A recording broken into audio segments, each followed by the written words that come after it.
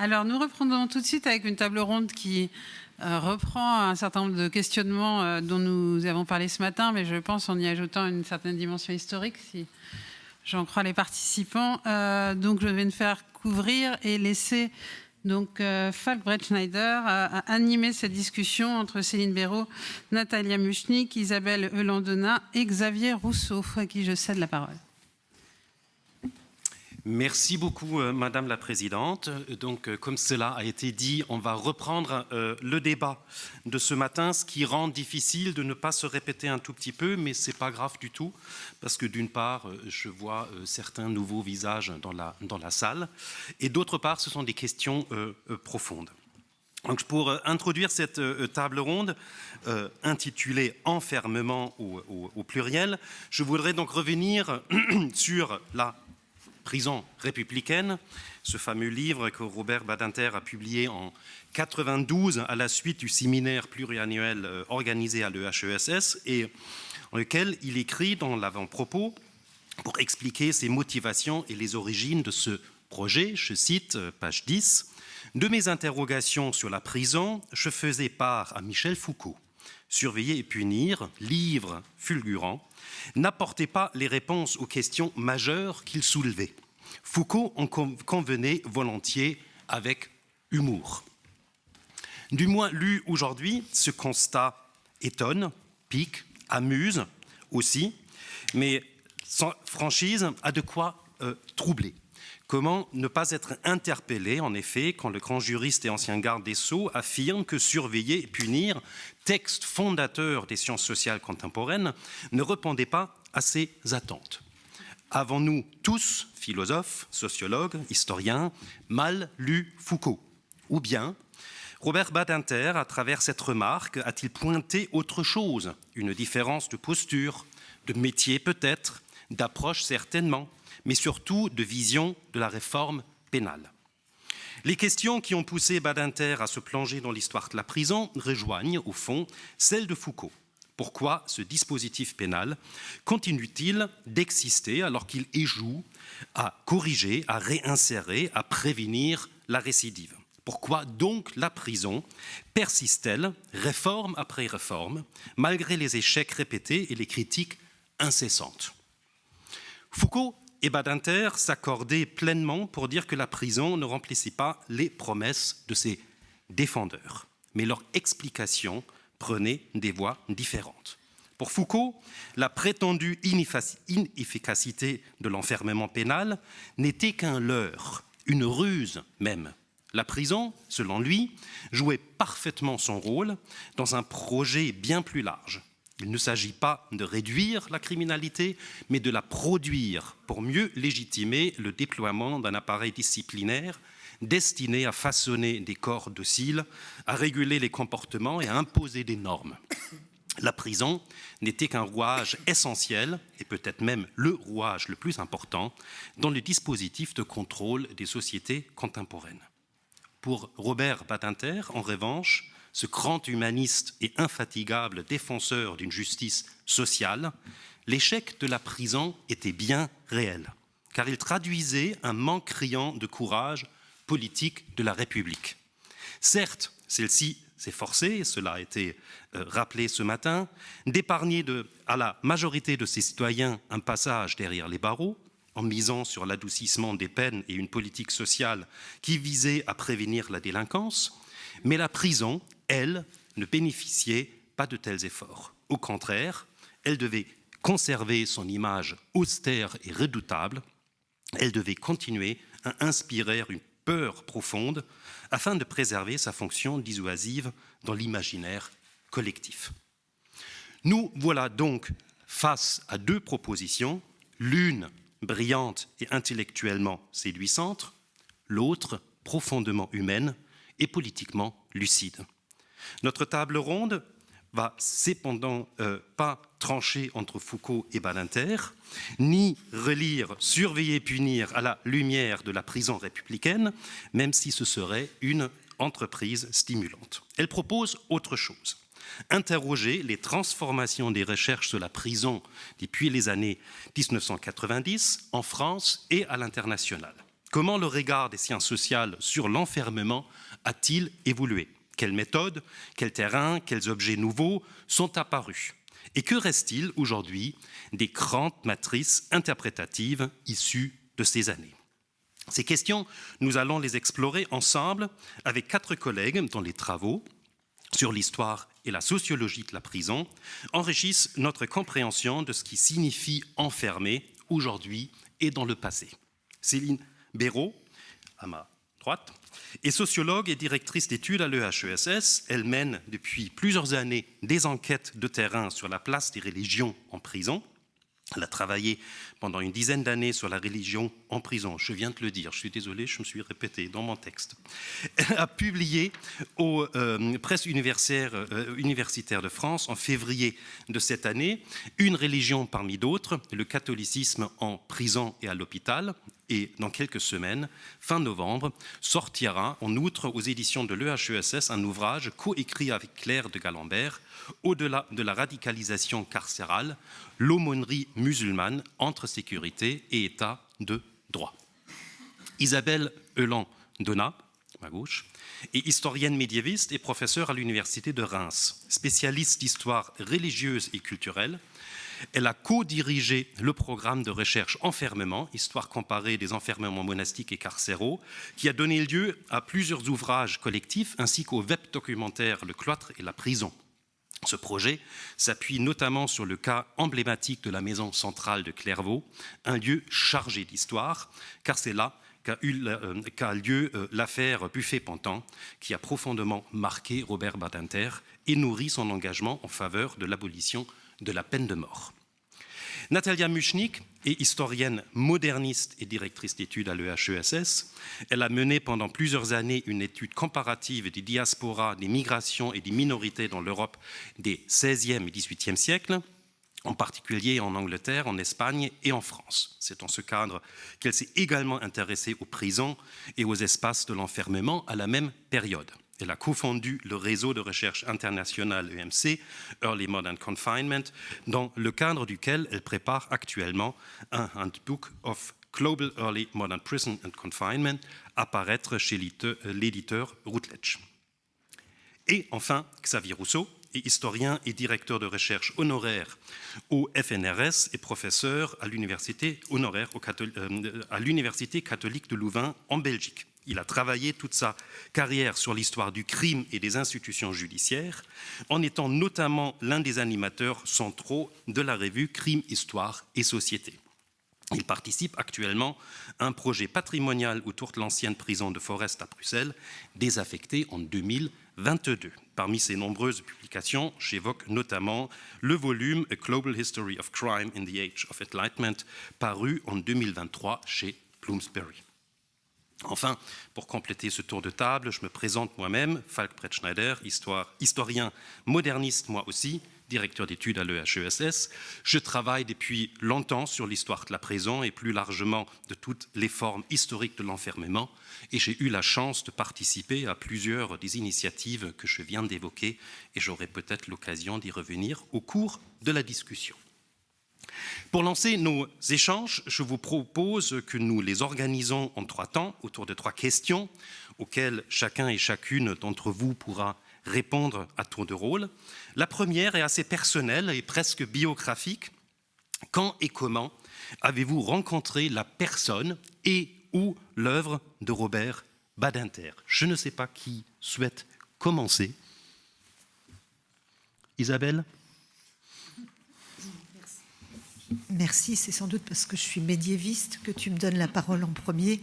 Je pense qu'on est procède par ordre chronologique. Voilà, c'est ça. Je suis un peu l'animal rare ou l'erreur de casting sur ce plateau. En tout cas, merci infiniment de cette présentation et aussi de l'invitation. J'ai beaucoup appris en écoutant les uns et les autres ce matin, car évidemment, en tant que médiéviste, c'est 1492, je ne sais plus rien. Pour ce qui me concerne, c'est vraiment très anecdotique, ma rencontre avec Robert Badinter, ou plutôt avec son œuvre.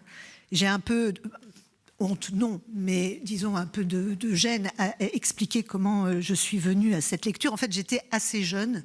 L'exécution a été publiée en 1973, je crois.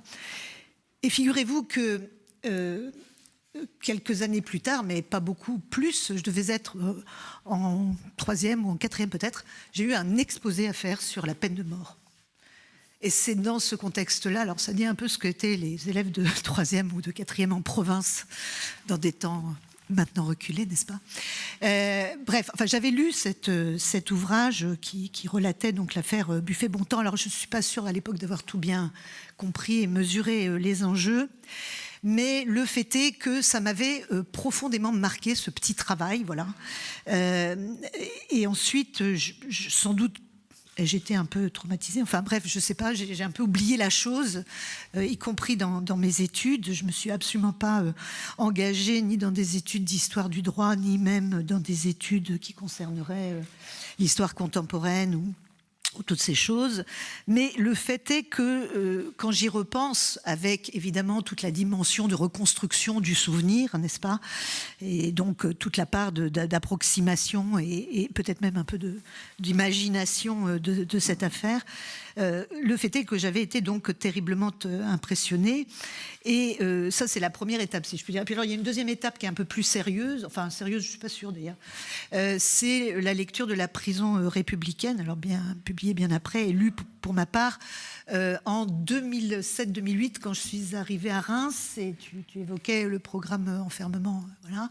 Et donc quand j'ai commencé à réfléchir à ce programme, enfin à monter une histoire comparée des enfermements monastiques et carcéraux, parce qu'au départ, enfin d'ailleurs pas au départ, toujours et à l'arrivée, je suis spécialiste d'histoire religieuse, eh bien j'ai lu La prison républicaine, donc dans un tout autre contexte, 2007-2008, et je l'ai lu avec d'autant plus d'intérêt que je venais d'être nommée comme professeur à l'université de Reims, et que cette université se trouve à une centaine de kilomètres de l'abbaye de Clairvaux, qui allait devenir un point d'ancrage tout à fait essentiel pour ce programme de recherche, puisque comme vous le savez peut-être, et on y reviendra j'imagine, il s'agit d'une abbaye qui a été fondée par un dénommé Bernard de Fontaine en 1115, et qui au tout début du 19e siècle, comme un certain nombre de grandes abbayes, de moins grandes d'ailleurs, en France, a été transformée en prison. Donc voilà ce que je peux dire de mes premiers contacts avec les œuvres de Robert Badinter.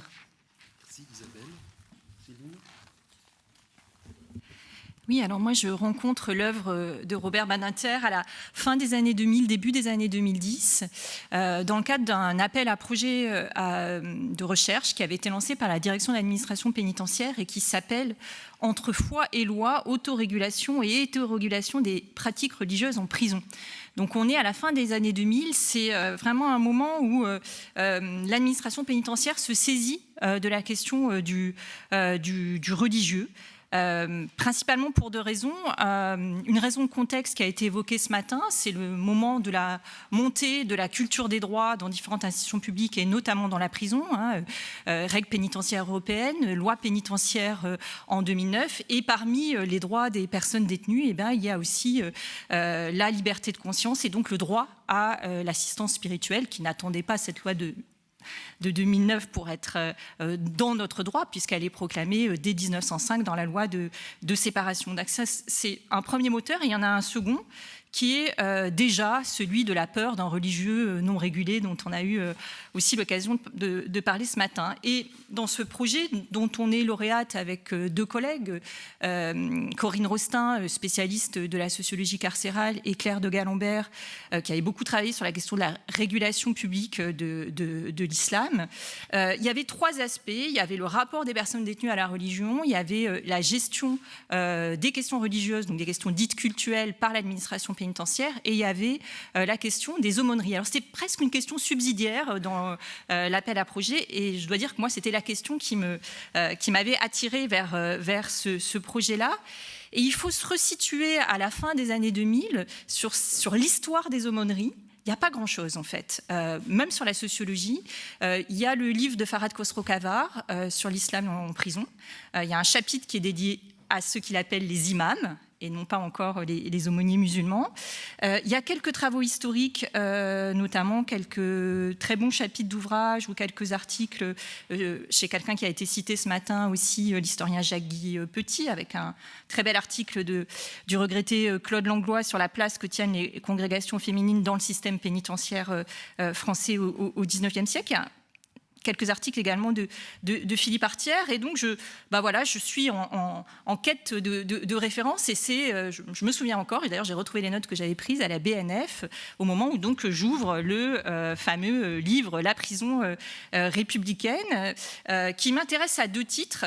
D'abord parce que, dans une perspective de l'histoire de la place des aumôniers, il apparaît clairement dans l'ouvrage que les aumôniers ont toute leur place dans la prison républicaine. Ce qui peut être un peu contradictoire avec certaines représentations qu'on peut avoir des aumôniers comme étant peut-être un héritage des prisons d'Ancien Régime, une espèce de legs qui serait resté là, d'abord parce qu'il y a beaucoup d'affinités entre le système pénitentiaire, même du système de la prison pour peine et de sa matrice chrétienne. Mais là, on voit très bien, et c'est dans la loi pénitentiaire de 1875 qui est longuement évoquée dans l'ouvrage, on voit très bien comment les aumôniers ont leur place dans cette perspective d'amendement.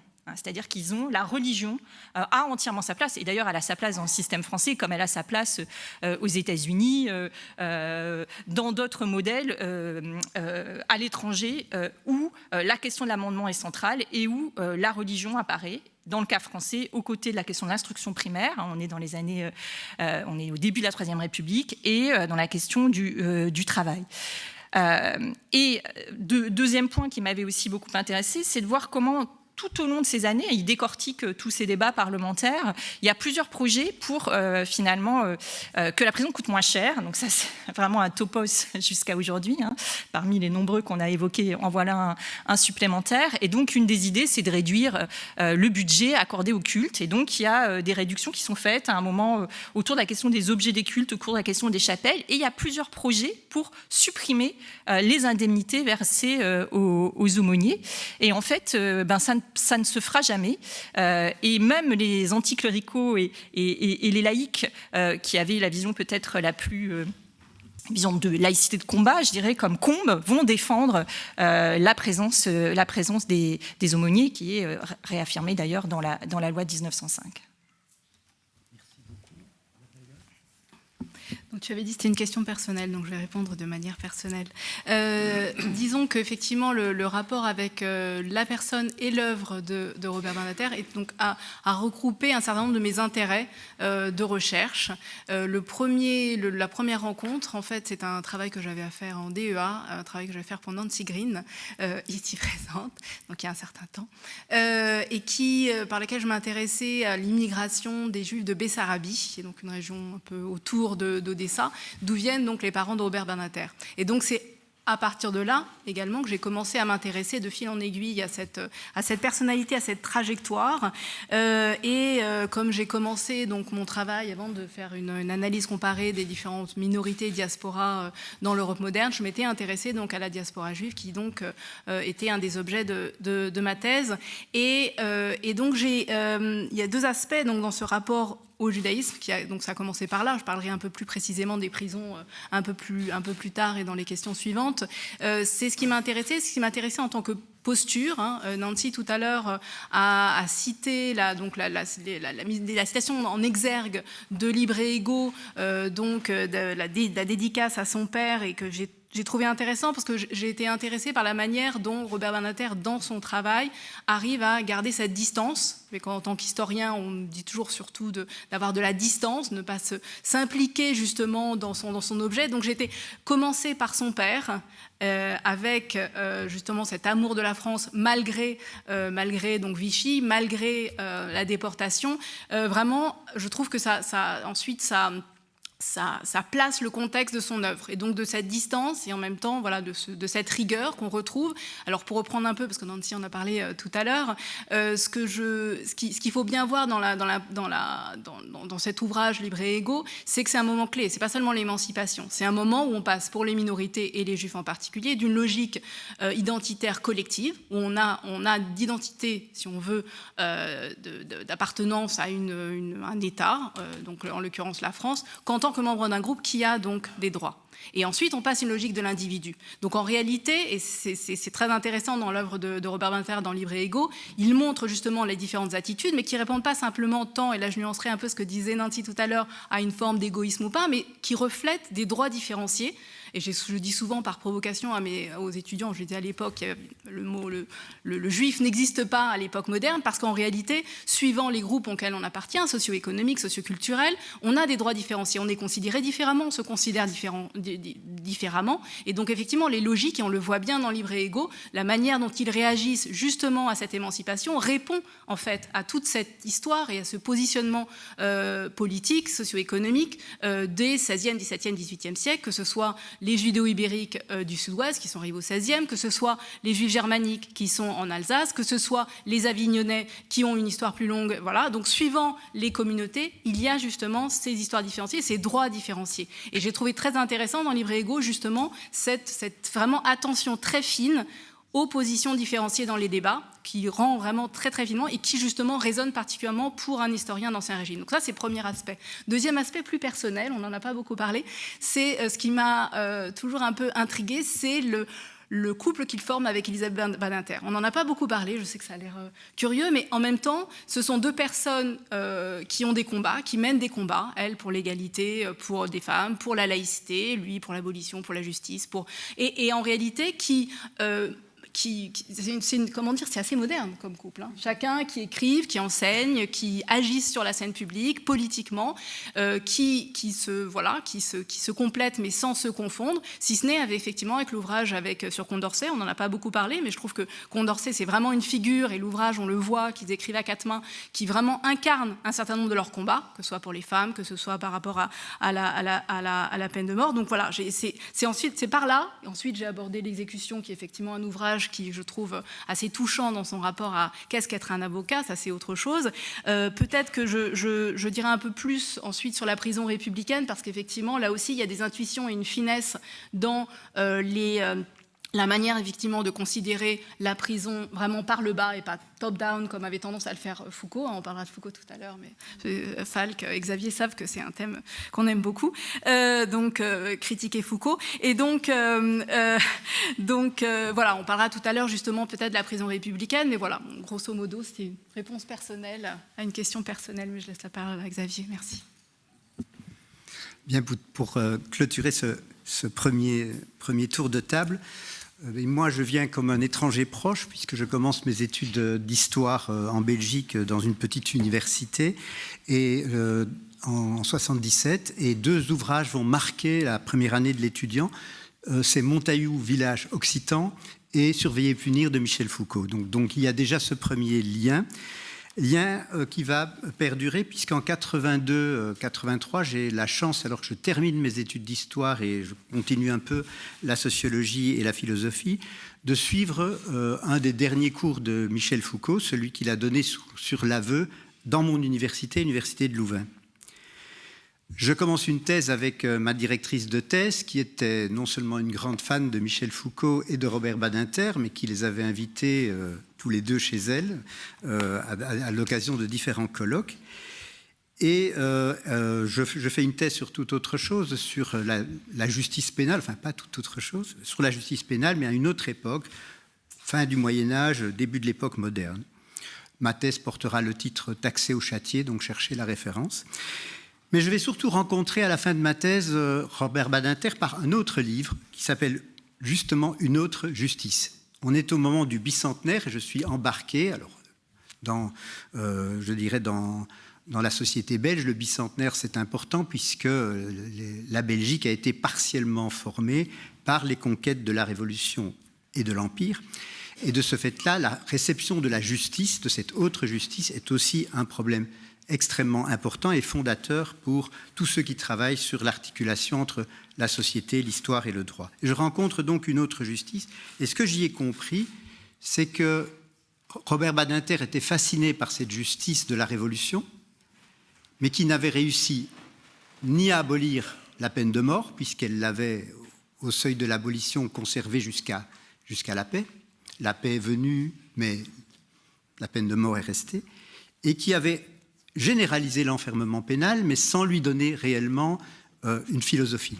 Et donc, de ce fait, je pense que c'est cela qui m'a donné l'intérêt de lier à la fois la question de la justice et la question des pénalités, peine de mort et peine d'enfermement, étant des volets évidemment qui se répondent. Voilà, je vais en rester là pour ne pas prendre trop de temps et permettre un deuxième tour de questions. Merci beaucoup à toutes et tous. Bon, le nom Foucault a été évoqué amplement, c'était inévitable, et j'ai commencé en premier. Donc la deuxième question qui m'intéresserait serait justement comment vous évaluez l'écart entre la période où Badinter a écrit en réponse à Foucault la prison républicaine et des savoirs qui sont les nôtres aujourd'hui dans le champ qui est le vôtre. Et je propose que cette fois-ci, c'est Xavier qui commence. Bon, alors, je vais commencer juste par une petite citation de ce livre sur la prison républicaine à la page 10, où, présentant le projet, Robert Badinter dit « La prison étant une institution totale, sa compréhension requiert une vision globale. Il convient donc de l'étudier dans toutes ses composantes. Humaine, car toute prison est d'abord une collectivité de personnel et de détenus. Matérielle, car la prison est un ensemble complexe de bâtiments et d'équipements. Disciplinaire, car toute la vie du détenu est enserrée dans un réseau de prescriptions minutieuses. Pratique, car relations d'amitié, rapports sexuels, jeux et trafics, réseaux de pouvoir occulte constituent la trame secrète de la vie carcérale. Idéologique, car le discours sur la prison est indissociable de sa réalité. Politique, car il faut réintégrer la prison dans la société et analyser la représentation que celle-ci s'en fait. » Fin de la citation. Et donc effectivement, je pense que le bilan que l'on peut dire, c'est que tout ce programme qu'annonce Robert Badinter à la suite de ce grand travail sur une période particulière, celle de la République, de la Troisième République, enfin d'une partie de la Troisième République, on peut considérer que le bilan est partiellement rencontré. Ce n'est pas le lieu ici de faire la synthèse de tous ces travaux, et on s'est rendu compte d'ailleurs en préparant cette table ronde qu'une telle synthèse n'existait pas, donc peut-être qu'il faudrait l'écrire. Synthèse de tout ce qui a été effectivement réalisé suite à ce programme de recherche de Robert Badinter. Mais on peut considérer que les grands axes, il les avait déjà bien déterminés. Au fond, c'est un décentrement d'une histoire de la prison en tant que politique pénale vers une histoire des populations, des trajectoires et des relations qu'engendrait la prison, relations à l'intérieur de la prison et relations entre la prison et la société, dans les deux sens qui, aujourd'hui, nourrit les travaux des anthropologues, des sociologues, des criminologues, des historiens, des politistes et de tous ceux qui travaillent autour de la prison. Et je voudrais citer pour la France simplement le lieu où les jeunes chercheurs peuvent en discuter, c'est cette initiative Jeunes chercheurs sur la prison qui, tous les 2 ans, réunit un certain nombre de jeunes chercheurs avec des praticiens, des directeurs de recherche de toutes les disciplines, qui vont de la psychologie jusqu'à la science politique, en passant par le droit et l'histoire, les sciences sociales, et qui essayent justement de créer ce discours complexe sur la prison, tout en le reliant avec les pratiques actuelles et les expériences de terrain. Donc on peut dire dans ce sens-là que peut-être ce bilan a été un premier bilan a été fait de ce programme, que l'on pourrait résumer comme si on connaît un peu mieux les effets de la société sur la peine et les effets de la peine sur la société. En revanche, quelque chose qui aurait peut-être ou a peut-être déçu Robert Badinter les dernières années de sa vie, c'est effectivement deux remises en cause fondamentales. D'une part, la remise en cause fondamentale de la prison comme une solution à la question du crime, la prison perçue encore aujourd'hui comme une guillotine à retardement, et donc toutes les critiques qui portent sur l'incapacité de la prison de massivement provoquer la resocialisation ou la réhabilitation des détenus. Et enfin, l'autre critique au niveau mondial, dans un discours décolonialiste sur la prison, qui considère encore la prison comme l'instrument de l'homme blanc, donc l'instrument d'une domination sur le monde, et qui considère effectivement que si on veut abolir cette domination, il faut également refuser le modèle pénitentiaire, discours d'ailleurs qui sont souvent contredits par les faits dans les pays qui tiennent ce genre de discours. Bref, quand Badinter dit qu'il quitte à la fin du séminaire la prison à moitié vide, sombre, misérable et immuable, mais aujourd'hui on peut constater qu'elle reste effectivement marquée par une question fondamentale. Pourquoi cet échec? Et il donne lui-même dans les dernières pages de cet ouvrage 2 éléments. D'une part, le fait que la prison est toujours marquée par cette valeur d'expiation par la douleur qui est une valeur millénaire, qui vient d'une tradition très ancienne, que l'on essaie justement de réétudier avec tous les spécialistes des sociétés anciennes sur la place des enfermements et de cette expiation dans la construction d'une anthropologie à l'échelle globale.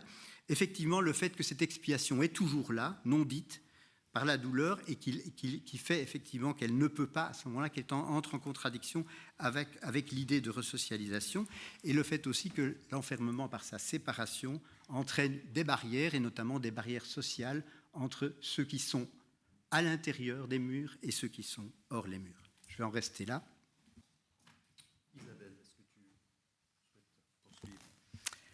Oui, merci. Alors, barrière, ça tombe bien. Moi, je suis spécialiste donc d'histoire religieuse et j'ai travaillé sur les franciscains. Alors, les franciscains, qu'est-ce que c'est? C'est un ordre religieux que l'on dit mendiant. Bon, on peut discuter de la terminologie.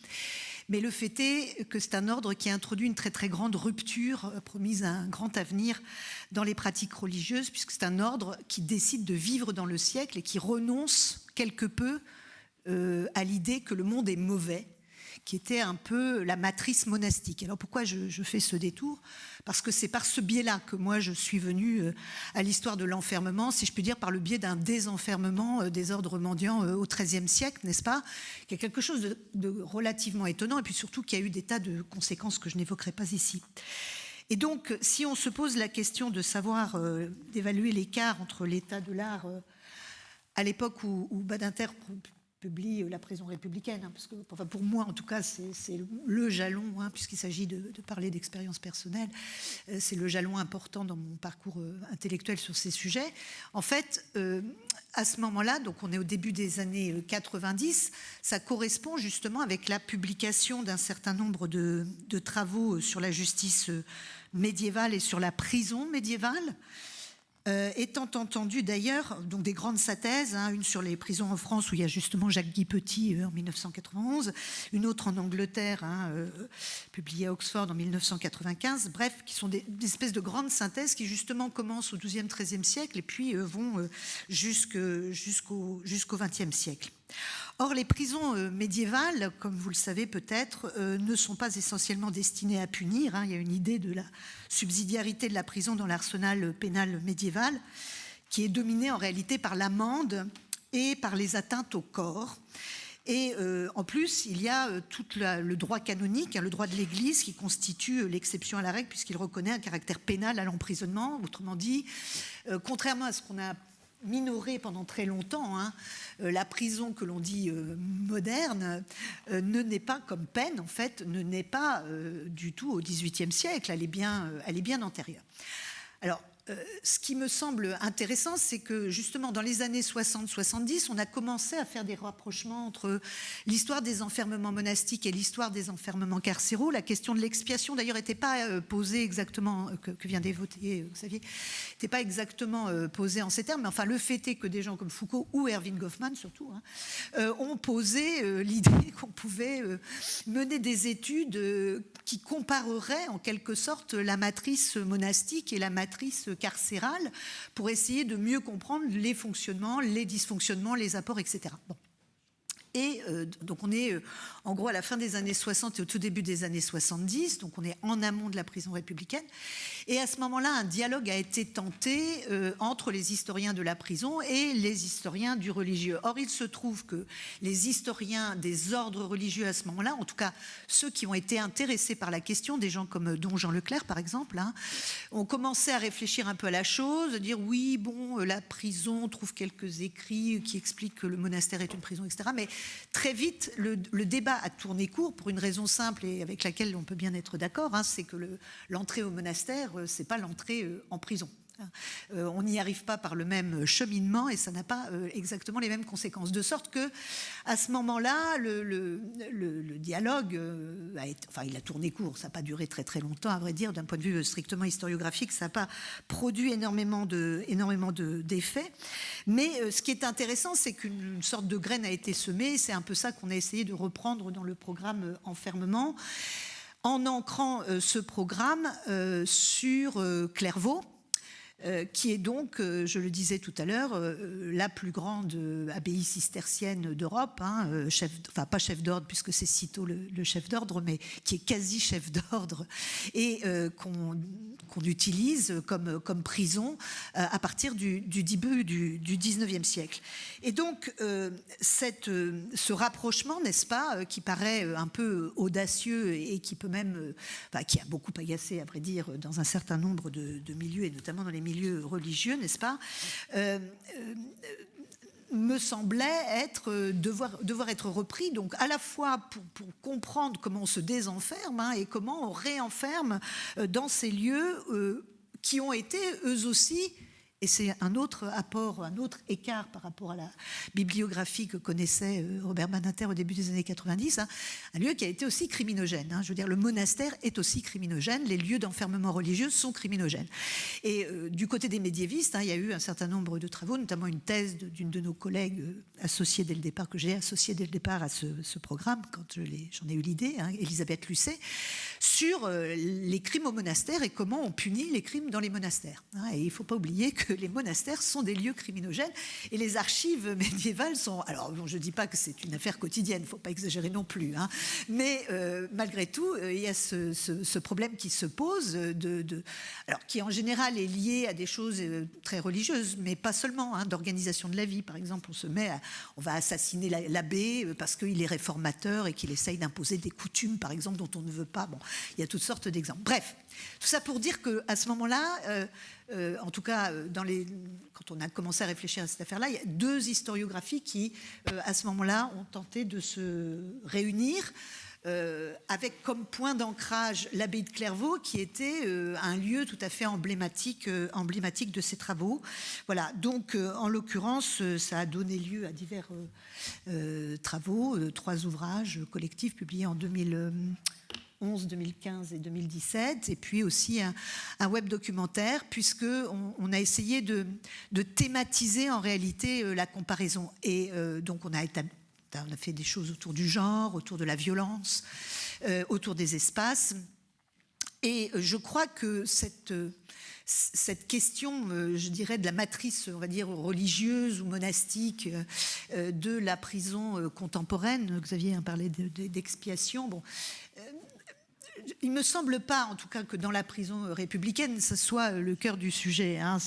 C'est un peu un angle mort, me semble-t-il, des travaux de Robert Badinter. Enfin, en tout cas, c'est ce qui m'avait frappé quand j'avais lu la prison républicaine, alors même que la phase qu'il étudie, donc la fin du 19e siècle et un début du 20e siècle, justement, il y a la loi cellulaire de 1875, ça a laissé des traces extrêmement visibles, par exemple, à Clairvaux, mais aussi à Fontevraud, avec l'invention de ces choses que vous connaissez peut-être, qui s'appellent les cages à poules, n'est-ce pas, qui sont ces systèmes qui permettent d'enfermer la nuit les détenus pour leur éviter le dortoir et toutes les ignominies dont il pouvait être le lieu. Mais enfin bon, en même temps, quand on a vu une fois dans sa vie des cages à poules, ce qui nous est arrivé autour de cette table entre Xavier et Falk un certain nombre de fois, on se dit que c'était sans doute un progrès, mais en même temps on peut interroger le progrès. Il y a des témoignages de gardiens qui sont tout à fait saisissants sur ce qu'étaient ces lieux de détention nocturne, n'est-ce pas, où on entendait crier, où il y avait des odeurs tout à fait méphitiques. Enfin bref, c'est un environnement tout à fait horrible. Donc pour répondre à ta question et concernant, je dirais, la partie là où je me sens le plus à l'aise, même si ce programme a été construit sur la très longue durée, et c'est ce qui, à mon avis, faisait son intérêt. Mais alors, concernant l'époque médiévale, c'est sûr qu'on a changé totalement de monde par rapport à ce qui existait à la fin des années 80 et ce qu'on a désormais à disposition Quand bien même je partage le point de vue de Xavier, hein. En fait, il y a des choses, par exemple, sur les prisons médiévales italiennes qui sont extrêmement intéressantes. Hein, les travaux d'un collègue qui s'appelle Guy Geltner sur les prisons italiennes. Enfin bon, bref, on a des choses comme ça, mais il manque quand même une synthèse qui serait bienvenue. Et donc voilà de quoi occuper ta retraite, cher Xavier. Merci beaucoup. Oui, peut-être. La sociologie de la prison, elle a connu un essor très important au cours des décennies passées, notamment avec d'importantes recherches ethnographiques. Ce qui, moi, m'intéresse plus, c'est la question de la religion en prison. Et elle aussi, elle s'est vraiment beaucoup développée dans un réseau de recherche européen qui s'est constitué à l'initiative de deux sociologues de la religion. Hein, ce croisement entre religion et prison, il vient de la sociologie de la religion. Donc, c'est deux sociologues anglais, Jim Beckford et Sarah Gigliari, qui, à la fin des années 90, font un travail important s'interrogeant sur la question de la pluralisation religieuse dans les prisons anglaises et galloises, et qui vont ensuite vraiment susciter toute une série de travaux dans lesquels nous sommes inscrits. Il y a aussi des travaux importants en Amérique du Nord, au Québec, aux États-Unis, avec, que ce soit en Europe ou en Amérique du Nord, deux intuitions communes. D'abord, c'est que la prison, en tant qu'institution publique, elle donne à voir en miniature des questions, des conflits, des accommodements qui sont à l'œuvre plus largement dans nos sociétés multiculturelles. Elle donne à voir plus précisément les relations entre l'État et les religions, et donc, dans le cas de la France, les recompositions les plus contemporaines de la laïcité. Et au sein de cette institution publique qu'est la prison, on peut zoomer encore plus, c'est ce que moi j'ai fait, c'est de s'attacher tout particulièrement aux aumôneries en ce qu'elles sont des observatoires privilégiés de ces scènes religieuses, de leur transformation. Ça, c'est vrai en Europe comme en Amérique du Nord, du rôle de l'État en la matière, mais aussi un observatoire des transformations même de ces institutions publiques. La question de la montée des droits, par exemple, que j'évoquais tout à l'heure, qu'on peut tout à fait investiguer à partir de la question de la liberté religieuse. Donc ces aumôneries, c'est des zones d'accommodement, de collaboration entre les pouvoirs publics et les groupes religieux, qui n'ont jamais cessé, y compris en France après la loi de 1905, et c'est aussi un lieu pour observer l'institutionnalisation de la pluralité religieuse et, d'une certaine façon, la mise en œuvre d'une forme de laïcité de reconnaissance. Voilà quelques mots sur ce champ de recherche. Merci beaucoup. Peut-être pour commencer, juste comme vous avez remarqué, notamment Isabelle et Xavier qui ont parlé d'enfermement et même Falk plutôt que de prison, il est vrai qu'un des éléments, et je commencerai par là, qui a changé peut-être par rapport à la période à laquelle écrit Robert Badinter, c'est effectivement l'insertion de la prison dans le modèle qui a été un peu érigé en modèle de la prison par Foucault, entre autres, c'est-à-dire celui qui émerge avec au fin 18e, début 19e, bâtiments dédiés, homogénéisation des conditions d'enfermement, et également modèle cellulaire. Donc tous ces éléments-là qui ont un peu figé ce modèle, depuis, ont été un peu remis en cause, et c'est la raison pour laquelle maintenant on parle d'enfermement, et notamment quand on a mis en valeur les prisons des périodes dites anciennes, les enfermements des périodes dites anciennes qui ne correspondaient pas effectivement à ce modèle de prison pénale occidentale et qui permet d'inclure, et c'est la raison pour laquelle, par exemple, le séminaire que l'on fait avec Xavier et Falk à l'école depuis 2017, enfin ils ont commencé avant moi, s'intitule Enfermement et pas prison. C'est une des formes, on peut parler des structures hospitalières, on peut parler des galères, on peut parler d'autres éléments, mais même des granges, des citernes qui ont servi effectivement de lieu d'enfermement. Donc ça, ce serait le premier élément. Et à partir de là, si on élargit le spectre de ces modes d'enfermement dans lesquels la prison pénale, telle qu'on la connaît aujourd'hui, n'est qu'une des formes, mais qui est en articulation également avec d'autres formes d'enfermement, et bien effectivement, on peut élargir. Et c'est ce qui s'est passé aussi. Il y a donc un renouveau d'intérêt pour ces périodes anciennes, et aussi en ce qu'elles montrent, en ce qu'elles reflètent du fonctionnement de la prison actuelle. Donc là, le tournant, là aussi, pour reprendre un peu les tournants dont parlait Isabelle tout à l'heure, un des tournants, ça a été la publication dans les années 90 de l'ouvrage de Spirenburg qui s'intitulait The Prison Experience, dont je ne sais pas le titre en entier, mais qui a montré effectivement tout l'intérêt d'étudier les structures anciennes et en ce qu'elles montrent dans la généalogie, mais pas dans une perspective téléologique de ensuite on en arrive à la prison pénale telle que on la connaît aujourd'hui, mais montrer justement la diversité des approches. Ça va aussi évidemment avec une approche peut-être plus sociale, qu'on commençait déjà à avoir avec Robert Badinter dans la prison républicaine, ce que je disais tout à l'heure, effectivement une attention aux conditions de vie des détenus, mais aussi l'écart entre les ambitions affichées et la réalité, toujours cet écart que l'on voit. Mais dorénavant, effectivement, si on voit les ouvrages qui ont été publiés sur la même période, sur la Troisième République, je pense en particulier cette année, il y a l'ouvrage d'Elsa Génard qui s'intitule « Sous les verrous », qui est également aussi sur le premier XXe siècle, l'ouvrage d'une Australienne qui s'appelle Brio Nelson sur les colonies pénitentiaires, et là pour reprendre, Michel Perrault n'est plus là, mais on voit comment certes la population des détenus en prison s'est réduite pendant la Troisième République, mais en réalité en parallèle vous avez l'émergence des colonies pénitentiaires où sont enfermés les mineurs et qui elles explosent durant la Troisième République. Donc si on voit l'intégralité de l'enfermement, on se rend compte que ça permet de relativiser un petit peu tout ce qui se passe autour de la prison et qui n'était pas véritablement toujours fait à ce moment-là.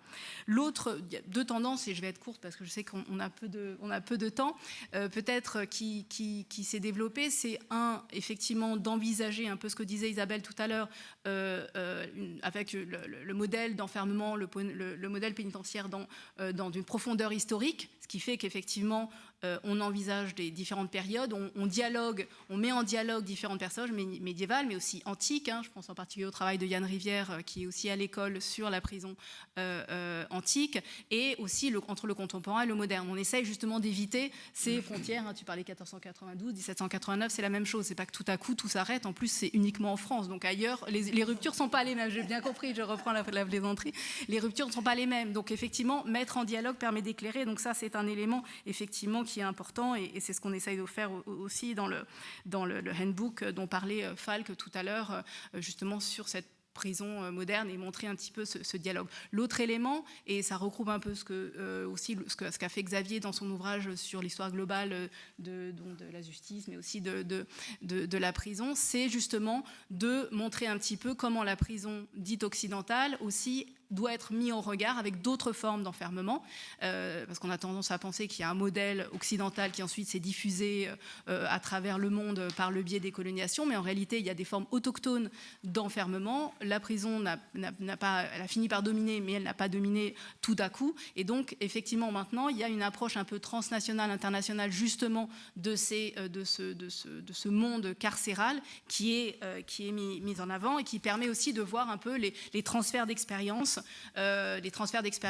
d'un lieu à l'autre, grâce à des colloques, grâce à des reprises justement des créations qui vont de l'un et de l'autre, et justement de ce qu'apporte justement cette expérience de la prison dans d'autres régions, et comment il est implanté, et qui font qu'aujourd'hui, donc Falk a parlé du réseau que l'on a créé avec notamment des collègues canadiens sur l'enfermement, et donc voir un petit peu comment faire dialoguer justement aussi les différents chercheurs des différentes parties du monde.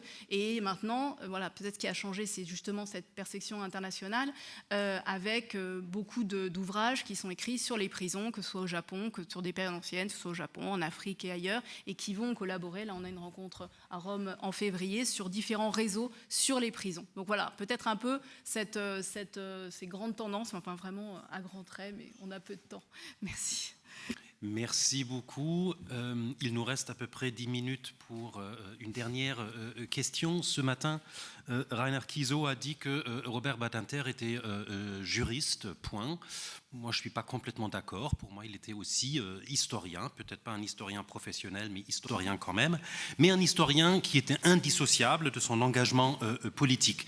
Et Natalia, tout à l'heure, tu as dit, les historiens, on met bien mettre à distance les choses, on n'aime pas trop s'engager. Et donc, je trouve quand même que la figure de Robert Badinter oblige presque de poser la question donc, du rôle de l'engagement politique et du présent dans notre travail. Et je voudrais donc poser cela comme dernière question. D'abord à toi, Natalia. Quand moi j'ai dit que je ne m'engageais pas. Non, Bon, après, c'est une tendance d'historienne moderniste. Je sais que les contemporanéistes, je vois, ne sont pas pareils. Donc voilà. Donc peut-être distance, peut-être les enjeux du présent et la manière dont la réalité des prisons contemporaines peuvent éclairé, sans pour en être évidemment déterministe et anachronique, mon approche des prisons des 16e, 17e, 18e siècle. J'irais plutôt dans ce sens-là, peut-être. Peut-être, et donc là c'est effectivement l'apport, moi en ce qui me concerne, c'est plutôt l'apport justement des autres sciences sociales, puisqu'on parle des sciences sociales aujourd'hui, des sciences sociales qui travaillent sur la prison. Je pense évidemment d'abord aussi à la géographie carcérale, les travaux de Lucie Bonny, d'Olivier Millot, etc., qui montrent justement comment il y a une véritable porosité aujourd'hui des contacts entre les deux côtés du mur. Et ce qui est intéressant, c'est de voir que moi, dans les périodes sur lesquelles je travaille, cette porosité, cette circulation était institutionnalisée, c'est-à-dire, c'est un peu comme le modèle de Mossack dont parlait Badinter. Il y a un certain nombre de prisons en Angleterre, en France, en Espagne, qui étaient ouvertes pendant la journée. Les détenus sortaient, travaillaient et rentraient ensuite le soir. Et donc cette porosité était à la fois celle des détenus, mais aussi celle des fournisseurs, des prostituées, des familles qui rentraient parfois dans le cœur même des salles d'enfermement. Il n'y avait pas de modèle cellulaire, mais parce qu'il n'y avait pas de parloir non plus. Donc cette circulation qu'on voit aujourd'hui, qui est clandestine parfois, qui peut être officielle ou pas, avec toutes ces questions autour du bracelet électronique, du coup effectivement me permettent aussi d'éclairer ce qui se passait auparavant et ensuite d'échanger aussi, de montrer que ce qui se passe aujourd'hui, en réalité, il y a quelques siècles, était monnaie courante. Donc je pense que c'est plutôt en termes d'échange. L'autre aspect peut-être... je mettrai en avant, et donc là c'est plutôt du côté de la sociologie carcérale. Moi j'ai beaucoup utilisé, je me dépêche, je vois Fall qui fait des gros yeux, les travaux de Céline Dérault et d'autres. C'est justement le fait minorité en prison, l'activation, le rôle du religieux en prison. Donc là évidemment la sociologie carcérale, pour moi, qui étudie le religieux actuellement avec des formes de radicalisation, mais à mon époque c'est plus d'activation et de mobilisation du religieux pour les minorités, effectivement, est très important. Donc sans là, tu vois, je n'ai pas répondu à ta question. Je suis désolée. Merci beaucoup, Natalia. Est-ce que la sociologue s'engage plus facilement, Céline ? Oui, la question forcément se pose différemment pour moi que pour les collègues de la table ronde, puisque moi, je travaille directement sur les enjeux actuels. Et ce que je n'ai pas dit, enfin, je l'ai dit pour une des enquêtes, mais je fais 3 enquêtes sur la religion en prison, et à chaque fois, c'était des réponses à des demandes publiques. À chaque fois avec des financements de la direction d'administration pénitentiaire, de la mission droit et justice, du CNRS lors de l'appel attentat recherche, ou encore du bureau central des cultes. Donc voilà, moi, l'événement, forcément, j'y suis confrontée. Et justement, la différence, c'est d'arriver à prendre du champ, d'apprendre de la distance par rapport à ces événements dramatiques qui ont marqué les liens entre prison et religion, et un certain distance par rapport à certains cadrages qui se sont imposés, tant à propos de la prison que de la religion. Bien sûr, on pense au paroxysme, le moment paroxystique de mise en cause de la prison, c'est janvier, c'est vraiment les attentats de janvier 2015. La prison est pointée du doigt comme étant vraiment responsable, de manière ultra simplifiée, ultra simpliste, mais en tous les cas dans le débat public, dans le débat médiatique, c'est posé comme tel, et c'est terrible. D'ailleurs, je me souviens parce qu'avec mes collègues, on a fait quelques entretiens avec des cadres de l'administration pénitentiaire en février, et il y avait une espèce de... Les gens avaient le tournis, ça leur donnait une espèce de vertige par rapport à la mise en cause publique dont leur administration était l'objet, les crédits qui arrivaient en masse, alors que d'habitude, il n'y en a pas. Donc, il y avait certains chefs d'établissement qui avaient réussi enfin à avoir des paniers de basket, financés sur les crédits. D'habitude, ils n'avaient pas l'argent pour le faire. Donc il y avait ce moment complètement lié à l'événement, avec tout le drame qui a été rappelé ce matin, bien évidemment. Et les 2 moyens pour prendre du champ, ça a été quand même l'ethnographie. Ça, je pense que c'est vraiment un moyen très important, saisir l'ordinaire de la détention, tant qu'on le peut, dans la mesure que c'est possible de le faire par l'ethnographie, la place que peut y tenir le religieux en général et l'islam en particulier, par des centaines d'entretiens qu'on a fait avec différentes personnes qui construisent cette place du religieux, qui la co-construisent, les personnes détenues, les personnels de surveillance, les aumôniers de différents cultes, en observant aussi ce qui se joue en cellule, lors des visites avec les aumôniers, en salle de culte, lors des cultes, en réunion avec la direction, etc., etc. Et l'autre moyen, donc ce temps à distance de l'événement dramatique de l'ethnographie. Et un autre moyen de prendre du champ, c'est aussi cette mise en perspective historique qui permet de relativiser certains constats contemporains.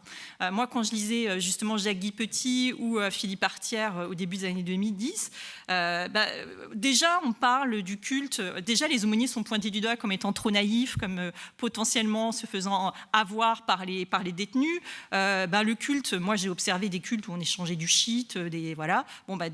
À la fin du 19e, on échange des cigarettes, on parle beaucoup. Enfin, et donc sur les usages multiples du religieux, y compris détournés, qui peuvent en être faits, et aussi les formes d'instrumentalisation de la religion. Le fait de confier cette mission qu'on évoquait tout à l'heure d'amendement et donc de participation à un programme disciplinaire, on l'a revu de manière très claire lorsque les aumôniers musulmans ont été enrôlés, bon gré mal gré, dans des politiques pénitentiaires de lutte contre la radicalisation, en gros, de Mohamed Merah quasiment jusqu'au moment où on les repositionne, quand justement on crée ces médiateurs du fait religieux et qu'il y a aussi toute une division du travail qui est mise en place. Donc voilà, l'ethnographie et le recours à l'histoire.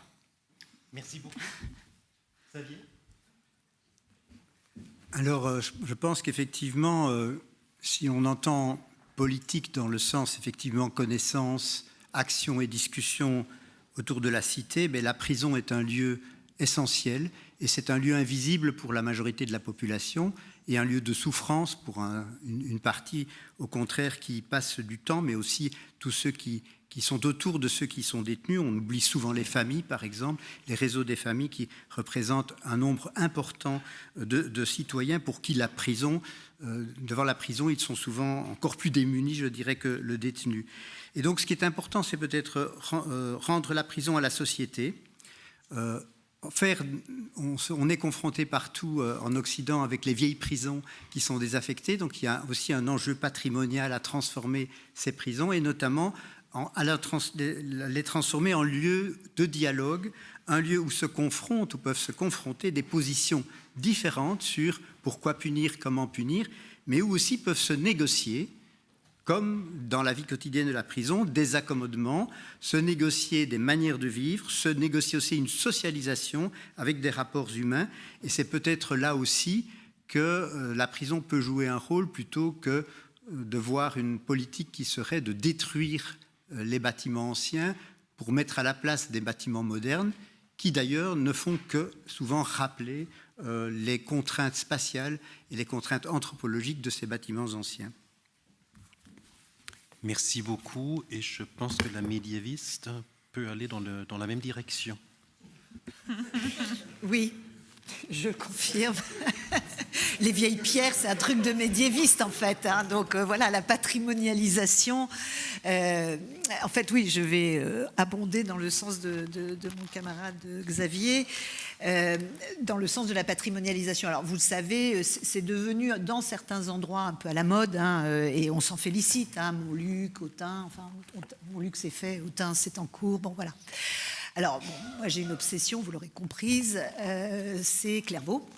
Et donc, à Clairvaux, il y a un énorme enjeu. Alors, on parlait de distance. Je crois que à l'endroit de ce lieu, si je puis dire, je n'en ai pas beaucoup et mon camarade à ma droite n'en a pas non plus beaucoup.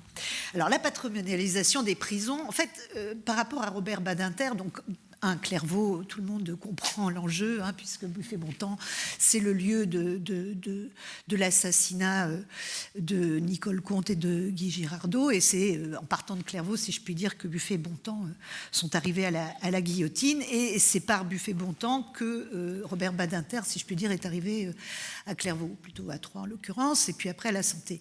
Et je crois que Robert Badinter est allé au moins 2 ou 3 fois à Clairvaux de mémoire visiter les lieux avec le président de l'association, qui n'est plus de ce monde, à l'heure où je vous parle, Renaissance de l'abbaye de Clairvaux. Donc il y avait un lien quand même assez fort, et tout le monde se souvient aussi qu'il est, dans les dernières années de sa vie, il s'est livré à l'écriture d'un livret d'opéra qui s'intitulait Claude. Bon. Alors, en faisant allusion bien sûr au Claude Gueux de Victor Hugo, et donc on revient aussi à Clairvaux. Alors, la question de la patrimonialisation, pour moi, c'est vraiment un enjeu contemporain. Alors, à la fois pour les raisons que Xavier a commencé à esquisser, c'est-à-dire comment rendre la prison à la société d'une certaine manière, hein, ça aussi, ça en fait partie. C'est la question des lieux de mémoire, c'est la question de cette mémoire sombre, hein, bien sûr. Alors, c'est pas seulement pour les prisonniers hein, qui sont passés par là, et l'histoire, par exemple, de Clairvaux, elle est extrêmement hétérogène de ce point de vue-là. On a vu toute une typologie de prisonniers vraiment extrêmement variée depuis le début du 19e siècle jusqu'au moment de la fermeture de l'abbaye, enfin de la prison, pardon, en 2023. Donc, il y a à la fois cet aspect-là, mais il y a l'aspect pour les gardiens, par exemple, il y en a encore quelques-uns qui étaient là au moment de la fermeture et qui en parlent, bon, et donc qui venaient de familles de gardiens. Enfin, donc il y a toute cette histoire de la mémoire en fait de gens qui ont travaillé pour un certain nombre d'entre eux des décennies hein, dans le même lieu. Donc Clairvaux, il y a un problème de patrimonialisation, si je puis dire, parce que, alors n'oubliez pas qu'on est au Conseil constitutionnel. Hein, le Conseil constitutionnel, c'est De Gaulle, c'est Colombet. Et Colombet, c'est à 17 km de l'abbaye de Clairvaux. Et d'ailleurs, Badinter le disait, je crois, que finalement, le général avait vécu à 17 km de cet endroit qui était, jusqu'au moment de la construction en 1970 des nouveaux bâtiments, un lieu de détention absolument épouvantable. Alors, la question de la patrimonialisation d'un lieu comme celui-là ne se pose pas exactement dans les mêmes termes, n'est-ce pas, qu'au Thym ou même Montluc, hein, puisque c'est 33 hectares. Donc, c'est absolument gigantesque, hein, c'est des milliers de mètres carrés. Mais ce qui est intéressant, et je finirai là-dessus, hein, c'est le côté stratigraphique du lieu, puisque, bon, alors à la fois c'est une abbaye, mais en même temps, la transformation de l'abbaye en lieu de détention à partir du début du 19e siècle a donné lieu à toutes sortes d'aménagements, de construction, de déconstruction, de reconstruction. Et un des enjeux aujourd'hui, c'est de savoir comment ça va se terminer. Et hélas, pour l'instant, ça ne se termine pas, si je puis dire, puisqu'il y a différents processus qui ont été engagés qui n'aboutissent pas. On avait publié avec Michel Perrault, qui était là ce matin, Falk et quelques autres, Philippe Artière, qui a été cité, hein, une tribune il y a quelques années de ça, au moment où il était question de détruire complètement la partie contemporaine, c'est-à-dire les locaux de 70, quoi, pour en fait restituer la grandeur de l'abbaye en essayant d'éradiquer au maximum le passé carcéral et ce qui relevait des transformations. Et ça, c'est assez navrant, si je puis dire, enfin, pour pas dire plus. Et je crois me souvenir que Jean-François Leroux, et je terminerai là-dessus, donc le président de l'association Renaissance de l'abbaye de Clairvaux, qui avait accueilli donc au moins 2 fois de mémoire Robert Badinter, en lui faisant visiter ces lieux dont il ne maîtrisait pas les arcanes médiévales et surtout du grand siècle, hein, puisque finalement une partie de l'abbaye a été reconstruite au milieu du XVIIIe siècle, et donc c'est une façade, enfin on se croirait, pas à Versailles mais presque. Hein. Voilà. Et Robert Badinter avait été sensible aussi à cette dimension qu'on ne voit pas apparaître dans ses travaux, mais quand on sait qu'il a écrit ce livret d'opéra, Claude, on se dit qu'effectivement, il était lui aussi extrêmement sensible à ces questions-là, me semble-t-il. Voilà. Merci beaucoup. Avant de laisser peut-être place à 1 ou 2 questions venant du public, je me permets un petit clip publicitaire qui, chez nous, n'arrive pas ni au début ni au milieu, mais à la fin. Si le cas de Clairvaux vous intéresse davantage, nous avons apporté quelques tracts qui vous racontent comment et où trouver ce web documentaire sur Internet. C'est bien sûr gratuit. Et donc, 1 ou 2 question. Notre présidente. Je crois qu'on n'a pas le droit. La présidente dit non. Dans ce cas-là, je me soumets. On peut juste dire pour conclure que le bâtiment de l'EHESS au 54 boulevard Raspail, il a été construit là où se trouvait la prison du Cherche-Midi, où fut notamment détenu le capitaine Dreyfus. Voilà, absolument. Oui. Enfin, il n'y a plus que 2 pauvres pierres, en fait. Ça n'a pas... Non,